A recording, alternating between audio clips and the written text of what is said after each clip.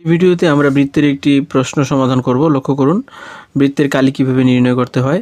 প্রশ্নে বলেছে একটি বৃত্তের পরিধি 31.4 সেন্টিমিটার দেওয়া আছে, বৃত্তটির ব্যাসার্ধ এবং কালি নির্ণয় করো। তো এখানে আমরা একটি বৃত্ত অঙ্কন করে নিয়েছি। বৃত্তটির যে লাইনটি থাকে এই লাইনটিকেই পরিধি বলা হয়।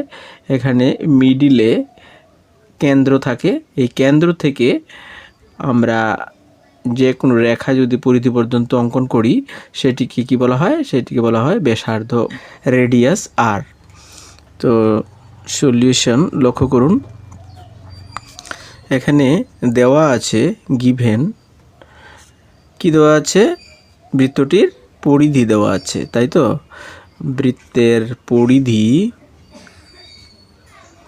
Is equal two 31.4 centimetre.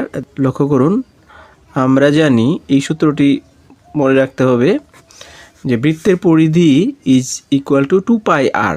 2 pi r is equal to বৃত্তের পরিধি। ঠিক আছে, এই সূত্রটি কিন্তু মনে রাখতে হবে। পরিধি,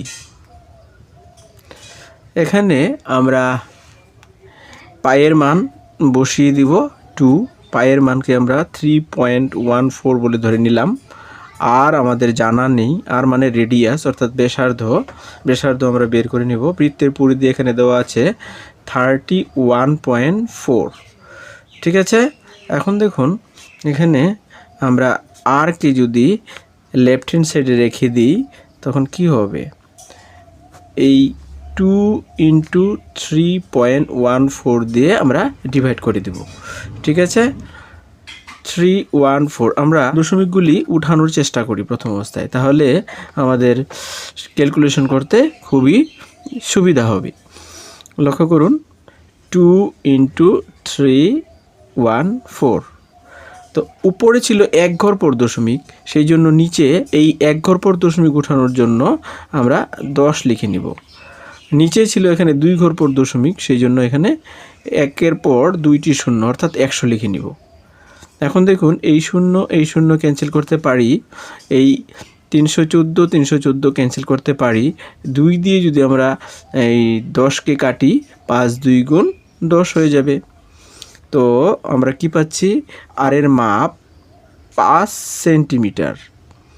আর ইজিক্যাল টু আমরা কি পেলাম? 5 সেন্টিমিটার পেলাম, অর্থাৎ ব্যাসার্ধ হচ্ছে আমাদের 5 সেন্টিমিটার। নাও এরিয়া বা কালি কি হবে? বৃত্তটির কালি হবে, কালি সূত্র আমাদের মনে রাখতে হবে পাই আর স্কোয়ার। ঠিক আছে, তো এখানে যদি আমরা এই পায়ের মান বসিয়ে দিই তখন লক্ষ্য করুন কি হবে? পাই ইজ ইকুয়াল টু আমরা ধরে নিয়েছিলাম 3.14, আর যেহেতু এখানে 5 আমরা পেয়েছি, ঠিক আছে, 5 স্কোয়ার হয়ে যাবে। তো 5 ইন্টু 5 সেন্টিমিটারের উপর স্কোয়ার, তার মানে বর্গ সেন্টিমিটার আমরা পেয়ে যাব। ঠিক আছে, এখন এটিকে যদি আমরা ক্যালকুলেশন করি কি পাবো?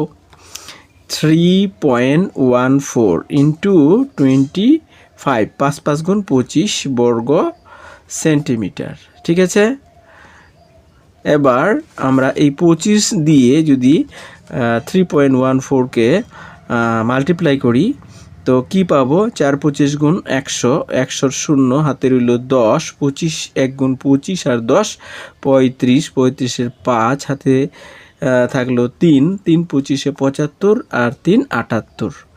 ঠিক আছে, এবার 2 ঘর পর দশমিক এখানে বসিয়ে নিব। তো 78.50 বর্গ সেন্টিমিটার হচ্ছে আমাদের এই বৃত্তটির কালি।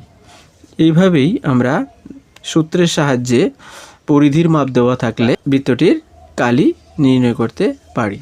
আশা করি সবাই বুঝতে পেরেছেন। ধন্যবাদ থাকলো সবাইকে।